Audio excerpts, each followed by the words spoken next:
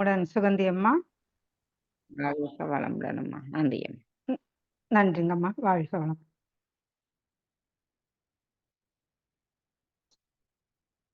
வாழ்க வையகம், வாழ்க வையகம், வாழ்க வளமுடன்.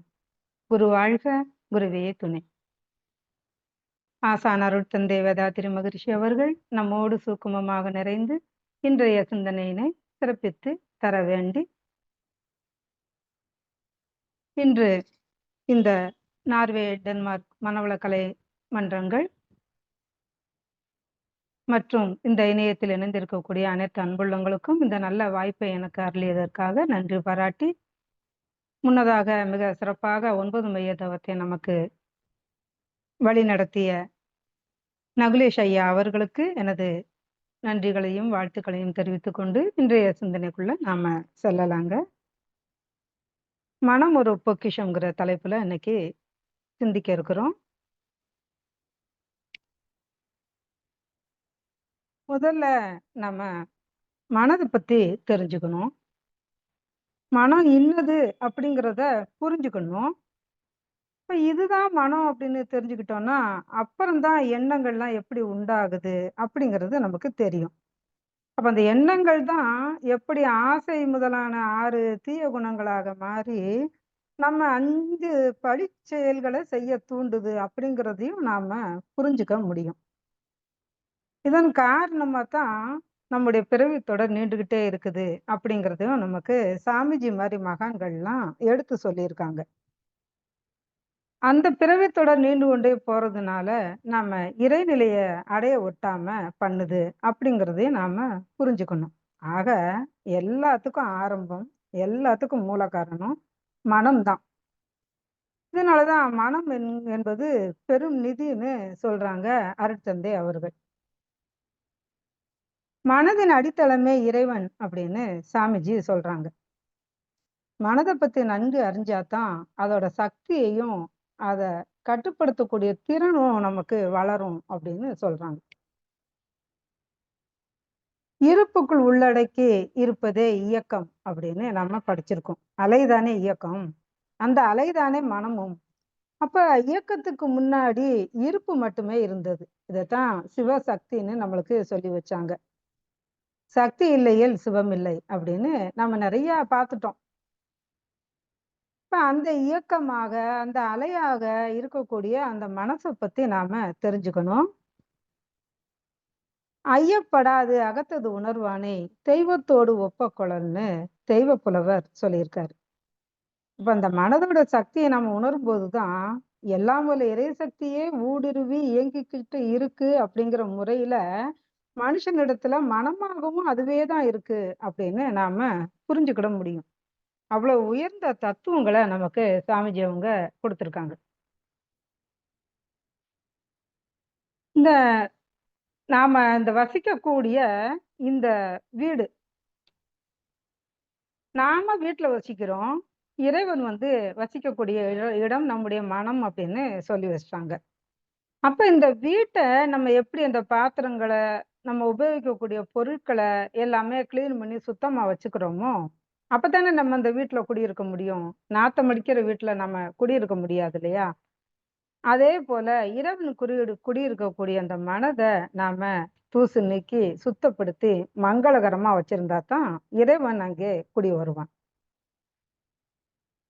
மகாகவி பாரதி கூட மனதை பத்தி நிறைய சொல்லியிருக்காங்க. விசையொரு பந்தினை போல் உள்ளம் வேண்டியபடி செல்லும் உடல் கேட்டேன், நசையறு மனம் கேட்டேன், நித்தம் நவமென சுடர் தரும் உயிர் கேட்டேன் அப்படின்னு சொல்றாரு. நசையறுனா ஆசை, இச்சை, விருப்பு இந்த மாதிரியான அர்த்தம். இச்சைகளை அறுத்த மனசு கேட்கிறாரு முண்டாசி கவிஞர். இச்சைகளின் காரணமா தானே எல்லாமே நடக்குது.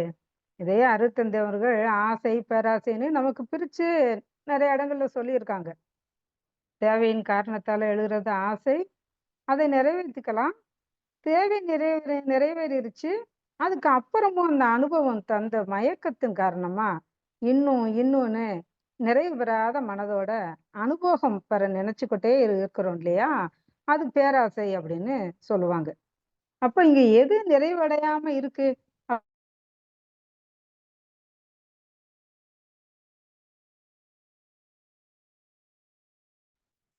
கதை ஒண்ணு பார்த்தேன். அதாவது அது கதைக்கு ஒரு பேர் கூட உண்டு. "அரைக்காசு அரசன்" அப்படின்னு. அதாவது ஒரு மன்னன் வந்து தன்னுடைய உப்பரிகையில இருந்து தெருவ வீதிய பார்த்துக்கிட்டு இருக்காரு. அங்க வந்து ஒரு அவருடைய பிரஜை ஒருத்தரு ஆனந்தமா துள்ளி குதிச்சு, ஆடிக்கிட்டு, பாடிக்கிட்டு போய்க்கிட்டு இருக்கிறாரு ஒருத்தரு. பார்க்க ரொம்ப ஏழ்மை நிலையில இருக்காருன்னு தெரியுது. அவன் ஆனா ஆனந்தமா இருக்காரு. அப்ப அந்த மன்னனுக்கு இவனுக்கு என்ன ஆனந்தமா இருக்கக்கூடும் அப்படின்னு சொல்லிட்டு அவர அழைச்சிட்டு வர சொல்றாங்க. அவரு போய்க்கிட்டு இருக்கிறது என்ன காரணத்துக்காகன்னா, அந்த நாட்ல திருவிழா வருது. அவரும் அவரோட மனைவியும் அன்னைக்கு காலையில அந்த திருவிழாவுக்கு நம்ம போலாமான்னு பேசுறாங்க.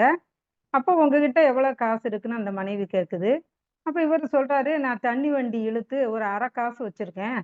அந்த அரை காச வந்து நானு மாளிகை இருக்குல்லையா, அரண்மனையோட மதில் சுவர் இருக்கு இல்லையா, அதுல ஒரு சந்துக்குள்ள ஒளிச்சு வச்சிருக்கேன்." அப்பலாம் பேங்க் இதெல்லாம் கிடையாது இல்லையா? அப்ப அங்க ஒளிச்சு வச்சிருக்காரு. அரை காசுக்கு அப்ப நெறைய திங்ஸும் வாங்கலாம். அப்ப அந்த மாரி சொன்னாரு. அப்ப அந்த மனைவி வந்து என்கிட்ட கூட நீங்க குடுக்குற காசு எல்லாமே நான் மிச்சம் பிடிச்சு வச்சதுல ஒரு அரை காசு இருக்குன்னு சொல்லியிருக்காங்க. அப்ப அந்த ஒரு காசு வச்சுக்கிட்டு நம்ம நெறைய பொருட்கள் வாங்கலாம். நல்ல திருவிழா கொண்டாடலான்னு ஒரு ஆனந்தமா அந்த காச எடுத்துட்டு வரலான்ட்டு அவரு உல்லாசமா வந்துகிட்டு இருக்கும்போது மன்னர் கூப்பிடுறாரு. மன்னர்ட்ட போன உடனே, "எங்க இப்படி சந்தோஷமா போய்க்கிட்டு இருக்கன்னு?" கேட்கும்போது, அவன் விவரத்த சொல்றான்.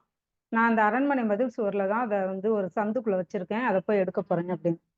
அப்ப அந்த மன்னர் சொல்றாரு, "அந்த அரை காசு தானே, இதுக்கு எதுக்கு நீ இன்னும் மதில் சுவர் எங்க வரைக்கும் இருக்கு, அங்க வரைக்கும் எதுக்கு போற? நானே உனக்கு தரேன்" அப்படின்னு சொல்றாரு.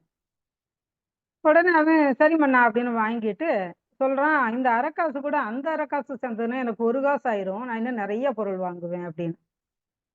சரி அந்த 1 காசே நான் உனக்கு குடுத்துர்றேன்ப்பா அப்படின்னு சொல்லிட்டு 1 காசு குடுக்குறாரு. உடனே இது சேர்ந்தா எனக்கு 1 1/2 காசு ஆகும் அப்படின்னு, அத அவன் ஆட் பண்ணிக்கிட்டே வர்றான் கணக்குல. அப்படியே வரும்போது உனக்கு 100 காசு குடுக்குறேன். நீ இப்பயாவது மகிழ்ச்சியா போ அப்படின்னு சொல்றாரு. அவன் அப்பயும் இல்ல, இல்ல அந்த 100 காசு கூட இன்னொரு 1/2 காசு எனக்கு கிடைக்கும் அப்படின்னு சொல்றான். அப்படியே 2 பேருடைய பேரம் பேசுறதுல பாதி நாட்டையே அவர் குடுத்துர்றாராம். அப்ப சரின்னு இவருக்கு நிகரா அவன் வந்துடுறான். அப்ப கூட அவன் என்ன சொல்றான், அந்த பாதி நாட்டோட சேர்ந்து நான் அந்த 1/2 காசையும் எடுத்துட்டு தான் வருவேன்ட்டு. அப்புறம் 2 பேரும் இப்ப சமமாயிர்றாங்க. ஃப்ரெண்ட்ஸ் ஆயிர்றாங்க. அப்போ அவருடைய மன்னன் வந்து அவன் மடியில படுத்துட்டு 2 பேரும் பேசிக்கிட்டு இருக்காங்க. அப்ப அவனுக்கு திடீர்னு ஒரு தாட் வருது. மன்னன் இப்படியே கத்திய வச்சு கழுத்த அறுத்துட்டோம்னா, நமக்கு மொத்த சாம்ராஜ்யமும் நம்மளுக்கே வந்துருமே அப்படின்னு. அப்ப கத்தி எடுத்து ஓங்கும்போது மன்னன் பார்த்துறாரு. என்னன்னு கேட்கிறாரு. அப்ப வந்து இவன் சொல்றான், மன்னிச்சுக்கோங்க நான் அந்த ஆசையில பண்ணிட்டேன்" அப்படின்னு. அப்ப மன்னன் வந்து, "சரி நீயே எல்லாத்தையும் வச்சுக்கோப்பா" அப்படின்னு சொல்லிட்டு நண்பனுக்காக விட்டு குடுத்துட்டு, காட்டுக்குள்ள போயிர்றாரு. அதுக்கப்புறம் பார்த்தீங்கன்னா, இவ்வளோ பெரிய சாம்ராஜ்யம் இருந்தும் அவனுக்கு நிம்மதி இருக்குமா?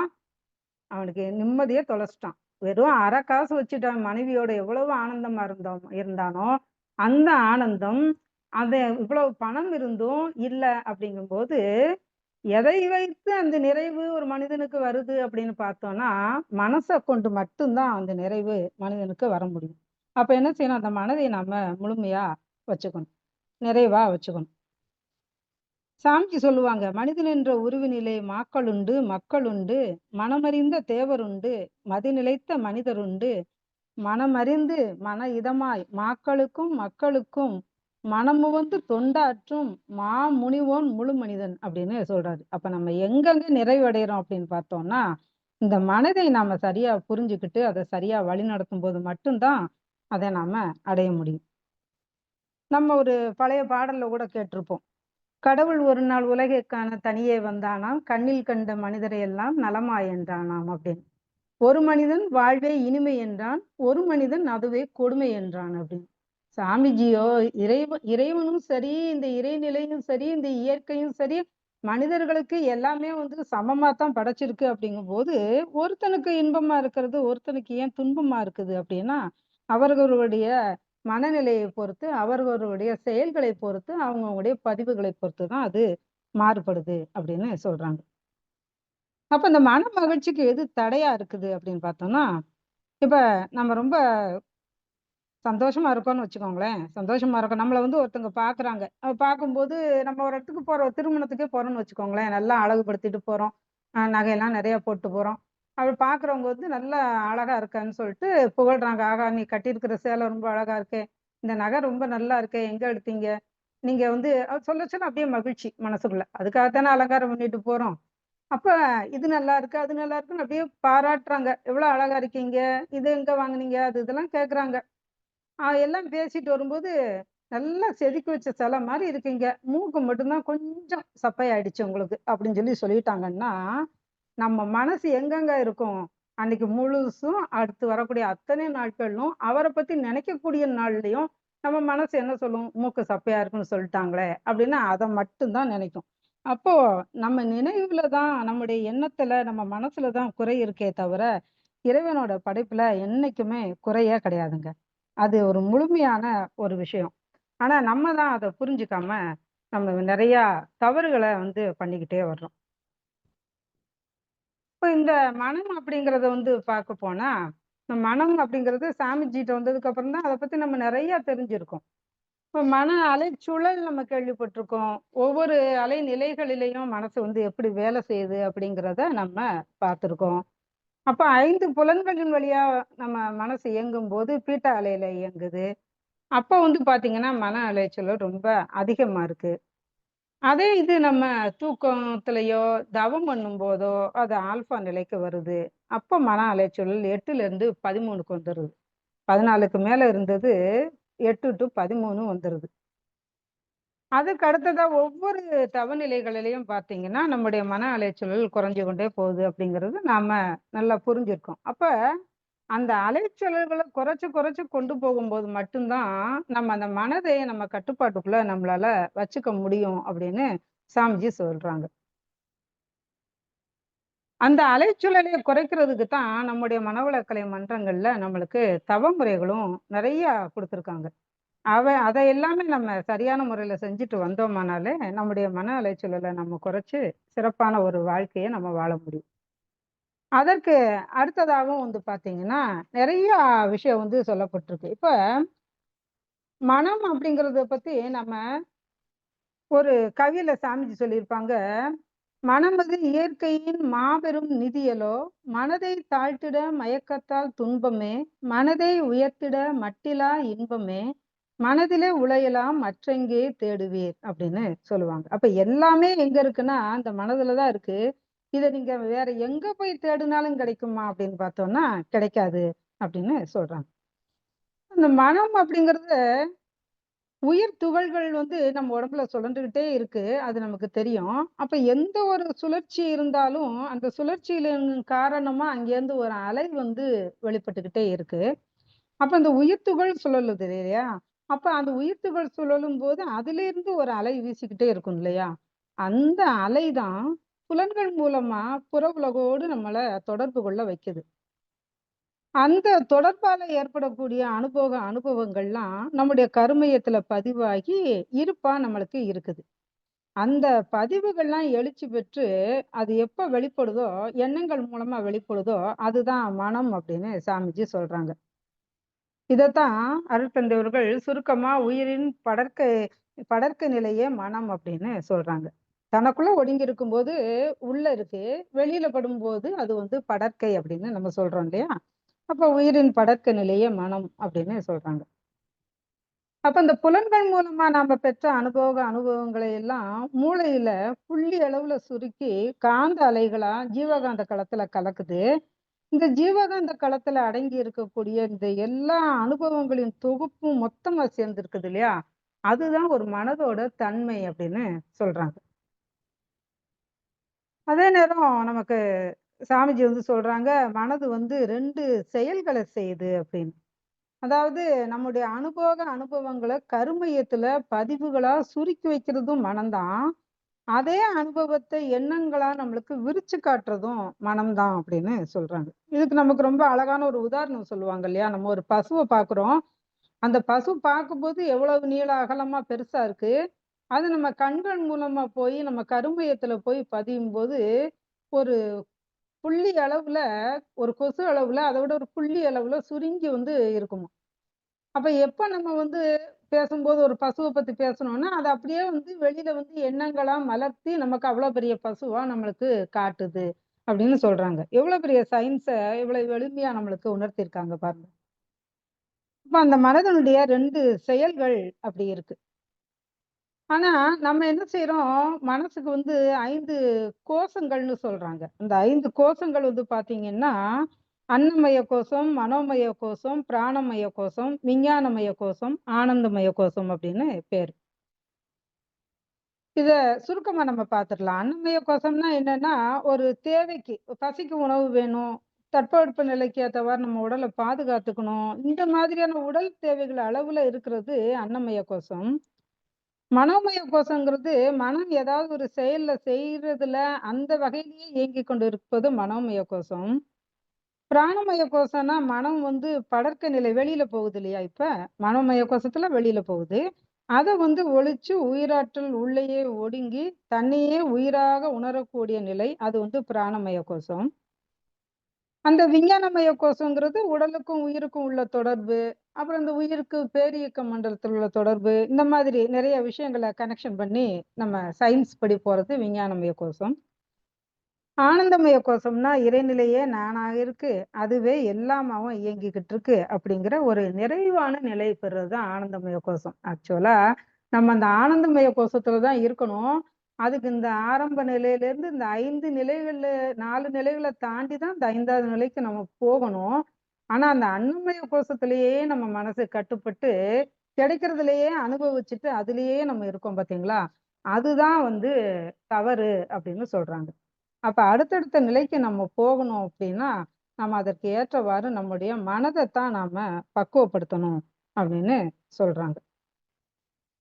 அப்போ இந்த மனதை நாம எப்படித்தான் பக்குவப்படுத்துறது அப்படின்னு பார்த்தோம்னா, இன்னும் நம்ம கூட நமக்கு நிறைய விஷயங்கள் சாமிஜி வந்து சொல்லியிருக்காங்க. அதாவது ஒரு சாமிஜி மட்டும் இல்லாம மற்ற நிறைய மகான்களும் இருக்காங்க. எல்லா மகான்களுமே சொல்றது எல்லாமே வந்து மனதை பத்தியும், மனதை ஒடுக்கி இருக்கக்கூடியத பத்தியும் தான் சொல்றாங்க. மற்றொரு மகான் ஒருத்தர் வந்து சொல்றாரு, ஞானத்தை பெறுவதற்கான உபாயம் மனதை ஒருநிலைப்படுத்துறது தான் அப்படின்னு சொல்றாரு. அதாவது மனம் குவிஞ்சு ஒருமுகப்படுதல் எவ்வளவுக்கு எவ்வளவு அதிகரிக்குதோ, அவ்வளவுக்கு அவ்வளவு அதோட அறிவுத்திறன் மேலோங்குது. அப்ப என்ன ஆகும்னா, அறிய முடியாததையும் அறிந்து கொள்ளக்கூடிய திறன் அந்த ஒருமுகப்பட்ட மனதுக்கு வருது. இந்த ஒருமுகப்பட்ட மனத உள்முகமா திருப்பி நம்ம மனத வந்து ஆராயணும். அப்படிப்பட்ட மனதின் மூலமாக வெளி உலகுக்கும், மக்களுக்கும் இடையில நமக்கு தொடர்பு ஏற்படுது. அப்போ பக்குவம் அடைஞ்சு வர்றபோது, அம்மனசுக்கு உள்ளிருக்கக்கூடிய ஆழத்தையே ஊடுருவி ஆராய்ஞ்சு பார்க்க அந்த மனசே தான் முயலுது. அப்போ குவிந்து ஒருமுகப்பட்டுள்ள அந்த உள்ளத்த, உள்ளத்துக்குள்ளேயே திருப்பணும். பிறகு உள்ளத்துக்குள்ள என்ன நிகழ்ந்துகிட்டு இருக்குன்னு, அந்த உள்ளத்தை கொண்டே ஆராயணும் அப்படின்னு அந்த மகான் சொல்றார். இதத்தான் சாமிஜியும் எண்ணத்தை எண்ணத்தால் ஆராயணும்னு சொன்னாங்க. அப்ப நம்முடைய மனதை பிரித்து ஆராயுங்கால், அந்த அழியா பொருளாகிய ஆத்மஸ்வரூபத்த நேருக்கு நேரா நம்ம பார்க்க முடியும் அப்படின்னு அந்த மகான் சொல்றாரு. அது எப்பன்னா, இந்த தேகத்துல நம்ம வாழ்ந்துகிட்டு இருக்கும்போதே மனிதன் பேரானந்தத்தை எய்தலாமா? ஞானவானா மாறலாமா? அதற்கு முக்கியமான ஒரு விஷயம் என்னன்னா, நம்முடைய மனதை நாம அறிந்து கொள்ளக்கூடிய ஒரு விஷயம் தான். சாமிஜி சொல்லுவாங்க ஒரு இடத்துல, "நமக்கு என்ன குறை?" அப்படின்னு கேட்பாங்க. நமக்கு என்ன குறை? உண்மையிலேயே குறையே இயற்கையில எள்ளளவும் கிடையாது. ஆனா மனசுக்கு என்ன குறை? உடலுக்கு என்ன நலத்துல குறை வருது? ஏன் வருது? அப்படின்னு சொல்றாங்க. நம்ம மனித உள்ளத்துல தேவை உணர்வு, விருப்பம் அப்படிங்கிற 2 எண்ண எழுச்சிகள் இருக்கு. தேவை வந்து இயற்கையா உள்ளது. அது நமக்கு தெரியும். அப்ப உடலையும், உயிர் இயக்கத்தையும் ஒட்டி எழுகிறது அது தேவை. விருப்பம் அப்படின்னா என்னன்னா, தேவையிலிருந்து எழலாம், கற்பனையாகவும் எழலாம் அப்படின்னு சொல்றாங்க. அதே மாரி பழக்கத்துல இருந்தும் எழலாம் அப்படின்னு சொல்றாங்க. இப்ப தேவையை ஒட்டியதாகவே விருப்பத்த நம்ம ஒழுங்குபடுத்திக் கொண்டோமானா, நம்ம தான் ஞானி அப்படின்னு சொல்றாங்க அருட்தந்தை அவர்கள். கற்பனையாகவும், பழக்கத்தை ஒட்டியும் எழக்கூடிய விருப்பங்கள அப்படியே செயல்படுத்த எண்ணத்த, உடலை இயங்க விடும்போது, நமக்கு அமைஞ்ச ஞானத்த நம்ம பயன்படுத்தாம வீணாக்குறோம் அப்படின்னு சொல்றாங்க. அப்போ டெய்லி தேவையா, விருப்பமா அப்படின்னு ஆராய்ந்து தெளிவு பெற்றோம்னா, நமக்கு மன நிறைவு கிடைக்கும். மனக்குறையும் நம்மளுக்கு நீரும் நீங்கும். இதத்தான் சாமிஜி வந்து நமக்கு சொல்றாங்க. அப்போ அருட்தந்தை அவர்கள் வந்து பார்த்தீங்கன்னா, ஒரு முறை சொல்றாங்க, அ நம்ம குரங்கு கதையெல்லாம் கேள்விப்பட்டுருக்கோம் இல்லையா? அத சொல்லுவாங்க. ஒரு நோயாளி மருத்துவர்ட்ட எனக்கு மருந்து குடுங்கன்னு கேட்கிறாரு. அந்த மருத்துவர் வந்து மருந்து குடுத்துட்டு, இந்த ஒரு லேகியத்த குடுக்குறாரு. "இத நீ சாப்பிடும்போதெல்லாம் குரங்க நினைக்காம சாப்பிடு" அப்படின்னு சொன்னாராம். அப்ப குரங்க நினைச்சுட்டா அத சாப்பிடக்கூடாதுன்னு சொன்னாராம். அப்ப அந்த நோயாளி எப்பயுமே அந்த மருந்த சாப்பிடவே இல்லையாம். எடுக்கும்போதெல்லாம் குரங்கு ஞாபகம் வந்துருச்சாம். இதுக்கு சாமிஜி எங்க வந்து ஒப்பிட்டு சொல்றாங்கன்னு பார்த்தீங்கன்னா, பிரம்மஞானத்துக்கு ஊறு விளைவிக்கக்கூடிய எதிர்ப்பு சக்தியா இருக்கக்கூடிய 6 குணங்கள் இருக்கு இல்லையா? அதாவது பிரம்மஞானம்னா என்ன? இறைநிலையை உணரக்கூடிய அந்த பிரம்மஞானத்த நமக்கு போதிக்கிறாங்க இல்லையா? அந்த விளக்கம். அதுக்கு வந்து எது வந்து இடையூறா வரக்கூடியதா இருக்கு? எது அதுக்கு எதிர்ப்பு சக்தியா இருக்கு? அப்படின்னு பார்த்தோம்னா, நம்மளுடைய 6 தீய குணங்களா இருக்கு. அதுக்கு தான் சாமிஜி சொல்றாங்க, இந்த 6 குணங்கள்ல ஏதேனும் ஒன்றுல நீங்க மறந்தா போல வந்துட்டீங்கன்னு வச்சுக்கோங்க, அந்த இடத்துல கட்டாயம் நான் வருவேன் அப்படின்னு சொல்றாங்க. எப்படின்னு நீங்க வியப்படைய வேண்டாம். 250 மைல், 500 மைலுக்கு அப்பால இருக்கிறோம். இவர் எப்படி இங்க வருவாரு அப்படின்னு நினைக்க வேண்டாம் அப்படின்னு சொல்றாங்க. அப்ப எப்படிங்க அவரு வருவாரு அங்க அப்படின்னு பார்த்தோம்னா, நம்முடைய மனது தான் அங்க வந்து நம்மளுக்கு இடித்துரைக்கும். நீங்க சாமிஜிட்ட இது கத்துருக்க, இந்த 6 குணங்கள சீரமைக்கணும். ஆனா நீ சீரமைக்காம என்ன பண்ணிக்கிட்டு இருக்க? தவறு மேல தவறு இழைச்சுக்கிட்டு இருக்க அப்படின்னு சொல்லும்போது, அங்க மகான் தான் வந்து நின்னு நம்மளுக்கு அத உணர்த்துறாங்க. நம்ம ஒரு இடத்துல கூட கேள்விப்பட்டிருப்போம். மகானோட மகளுக்கு பிரசவ நேரத்துல அ ம மகரிஷி வந்து ஊர்ல இல்ல. அப்போ அவங்க வந்து பிரசவ வலியால அம்மாவும் அந்த பிரசவ வலியில துடிக்கக்கூடிய அவங்க மகளும் மட்டும் தான் இருக்காங்க. அப்ப அந்த பிரசவ நேரத்துல அப்பா இருந்தா நல்லா இருக்குமே அப்படின்னு அந்த பொண்ணும் நினைக்குது, அம்மாவும் நினைக்கிறாங்க.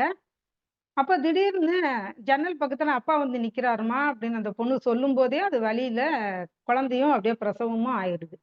அப்ப அவங்களுக்கு செய்ய வேண்டிய எல்லா கடமையும் முடிச்சுட்டு அம்மா வெளிய போயி ஐயா வந்திருக்காங்களான்னு போய் பார்க்குறாங்க. அங்க இருக்கிறவங்கட்டலாம் கேட்குறாங்க. ஆனா ஐயா வரவே இல்ல அப்படின்னு சொல்றாங்க. வெளியூர்ல உள்ளவங்க அதுக்குள்ள அந்த காலத்துல எப்படி வர முடியும்? அப்ப சாமிஜியே இன்னொரு இடத்துல சொல்றாங்க, ஏதாவது ஒரு இடத்துல நீங்க வந்து எண்ணங்கள்ல உங்களுடைய மனதுல திணிவுபட்ட நிலையில என்னைய நீங்க நினைச்சீங்கன்னா, என்னுடைய சூக்குமம் வெளியாகி அங்க வந்து நான் உங்களுக்கு காட்சி குடுக்குறேன். அது நான் பலமுறை உணர்ந்திருக்கேன் அப்படின்னு சொல்றாங்க. அப்ப அது என்னதுங்க? மனதின் தன்மைதான். மனத நம்ம ஒண்ணு அழுத்தமான ஒரு எண்ணத்தை நாம போட வந்து பார்த்தீங்கன்னா, அந்த செயல், அந்த எண்ணம், அந்த செயல் கண்டிப்பா நடந்துரும்.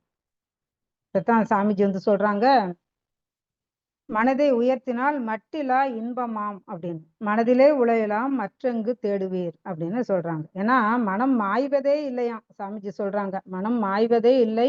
மனம் மெய்ப்பொருளாகி மனமே அறிவாக மறுபிறப்பு எய்திடும் அப்படின்னு கவியில சொல்றாங்க. அந்த அளவுக்கு மனச வந்து சாமிஜி உயர்த்தி சொல்லியிருப்பாங்க. இந்த மனதை விளக்கக்கூடிய ஒரு கதை ஒண்ண சொல்லி நிறைவு செய்வோம். ஒரு சாலை ஓரம் ஒரு 3 பேர் வந்து கல்லு உடைச்சுக்கிட்டு வேலை பார்த்துக்கிட்டு இருக்காங்க. ஒருத்தன் வந்து அந்த முதல் தொழிலாளிய போய் அணுகுறான். "அப்பா என்ன செய்துகிட்டு இருக்க?" அப்படின்னு சொல்லி கேட்குறான். அப்ப அந்த முதல் தொழிலாளி சொல்றான், "என்னோட கஷ்டத்த ஏன்யா கேட்குறீங்க? நிழல் கூட இல்லாம, தண்ணி கூட இல்லாம, இந்த வேகாத வெயில்ல கல்லு உடைச்சுக்கிட்டு இருக்கேன். நாள் முழுவதும் உடைச்சா தான் ரூ. 2 கூலி" அப்படின்னு சொல்லி சொல்றான். சரின்னு அந்த 2வது தொழிலாளிட்ட போய் கேட்குறாரு, "நீ என்னப்பா பண்ணிக்கிட்டு இருக்கன்னு?" அப்ப அவன் சொல்றான், "ஐயா இந்த ஊர் பக்தர் ஒருத்தரு கண்ணபிரானுக்கு கோயில் கட்டுறாரு. அந்த திருப்பணியில கொஞ்சம் கூலிய வாங்கிக்கிட்டு நானும் உதவுறேன்" அப்படின்னு சொல்றாரு. சரி 3வது தொழிலாளிட்ட போய் கேட்குறான் அதே கேள்விய. அவன் கண்ணீர் மல்க சொல்றான், "என்னோட அன்பிற்கினிய கண்ணனுக்கு மனதுல ஏற்கனவே நான் ஒரு கோயில் எழுப்பியிருக்கேன். இப்போ புறத்தே ஒரு கற்கோயிலும் நான் அமைச்சுக்கிட்டு இருக்கேன்" அப்படின்னு சொல்லி சொல்றான். 3 தொழிலாளிகளுடைய வேலையும் ஒண்ணுதான். உழைப்பு தான், வெயில் தான், சிறு கூலி தான். ஆனா, அவரவர் மனநிலையில தான் வேறுபாடு இருக்கு அப்படிங்கிறத இங்க வந்து உணர்த்தியிருப்பாங்க. அப்ப அந்த 3வனுக்கு என்ன செஞ்சிருக்கான்? அவன் இன்னொருத்தருடைய உத்தரவின் பேர்ல தான் அந்த கோயில கட்டுறோம்னு அவனுக்கு தெரியும். உழைப்பும், வெயிலும், தண்ணீர் தாகமும் அவனுக்கு மறந்தே போயிருச்சு. அங்க அவனுக்கு தானும், கண்ணனும் மட்டுமே இருக்கிறது தான் தெரியுது. இந்த மனப்பாங்கு, இந்த உற்சாகம் வேலையோட பளுவ குறைச்சு, பக்திங்கிற அழக ஊட்டி, அவனுக்கு கர்ம யோகத்த உணர்த்துது. இதுதான் அவனுடைய சிறு செயல பெரிய வேள்வியா மாத்துது. வெறும் சோற பிரசாதமாக்குது. வாடி விடக்கூடிய பூவ இறைவனோட திருவடியில சேரக்கூடிய பூஜை பொருளாக்குது. கடினமான கல்ல கூட மோட்ச சாதனமாகிய தெய்வ திரு உருவமா மாத்துதுன்னு கீதையில சொல்றாங்க. அப்போ வெறும் நடைய கோயில வலம் வர்றோம் நம்ம. அத என்ன சொல்றாங்க? பிரதட்சணம்னு சொல்றாங்க. இது எல்லாமே அவன் ஒரு தியானம் மாதிரி பண்ணிக்கிட்டு இருக்கிறான். அப்போ அந்த மாய வித்தையெல்லாம் அவனுக்குள்ள செய்றது எது அப்படின்னு பார்த்தோம்னா, அந்த பக்தனோட, அந்த யோகியோட, ஞானியோட மன அழகு தான். மன அழகு மட்டும் தான் தவிர வேற எந்த விதமான காரணமும் இல்ல அப்படின்னு சொல்றாங்க. அப்போ நம்மளுக்குள்ள இருக்கக்கூடிய இந்த மனம் எனும் இந்த அரிய பொக்கிஷத்த நம்ம எப்படியெல்லாம் மாற்ற முடியும்? எப்படியெல்லாம் செதுக்க முடியும்? அதை என்ன முறையில நம்ம பயன்படுத்திக் கொள்ள முடியும் அப்படிங்கிறது வேற யாருடைய கையிலயுமே இல்ல. அது முழுக்க முழுக்க நம்முடைய செயலாவும், நம்முடைய கையிலயும் மட்டும் தான் இருக்கக்கூடிய ஒரு விஷயமா இருக்கு. அப்படிப்பட்ட அந்த மனதை நாம ஒழுங்குபடுத்திக் கொள்வதற்கு பலவிதமான தவமுறைகள நம்ம கத்திருக்கோம்.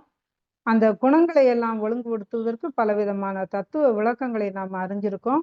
அதை நம்ம வாழ்க்கையில எப்பொழுதுமே கடைப்பிடித்து நம்ம சிறப்பாக வாழ முனைவோம் என்று சொல்லிக்கொண்டு, இந்த நல்லதொரு சிந்தனைக்கு வாய்ப்பளித்த அனைவருக்கும் நன்றி பாராட்டி, இத்துடன் இந்த சிந்தனையை நிறைவு செய்து கொள்கிறேன். வாழ்க வளமுடன்.